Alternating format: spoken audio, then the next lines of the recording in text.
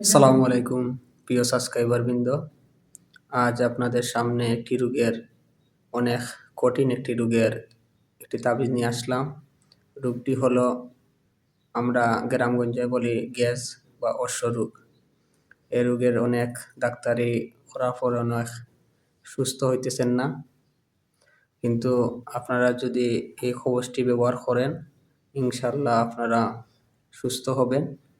তো যারা ব্যবহার করবেন খাস করে আমার জন্য দোয়া করবেন, আমার অনুমতি রইল।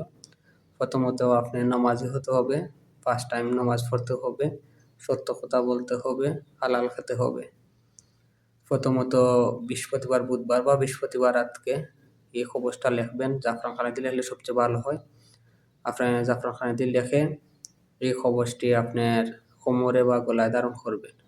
তো এই কবচটি ধারণ করার সময় আমরা এলাকায় যে নিম গাছ রয়েছে, আফুলা নিম গাছ, ওই নিম গাছের একটি জল লাগবে। খুব ভোরে সূর্য ওঠার আগে ফুঁকে দিয়ে মুখ করে এক শ্বাসে আপনি একটা শিম গাছের জল তুলতে হবে। এছাড়া আপনার কবজের সাথে মিক্স করে ফুলের মধ্যে ভরে আপনি গলায় ধারণ করবেন বা কবজ কোমরের মধ্যে ধারণ করবেন কবজে ভরে।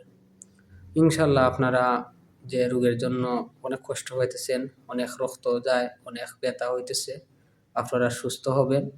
তবে আপনারা করবেন, সবাই ট্রাই করবেন, এটা হাজারো পরীক্ষিত আমার। আপনারা যদি এই আমলটি করেন ইনশাল্লাহ আপনারা সুস্থ হবেন। তো ভালো থাকেন। আসসালামু আলাইকুম।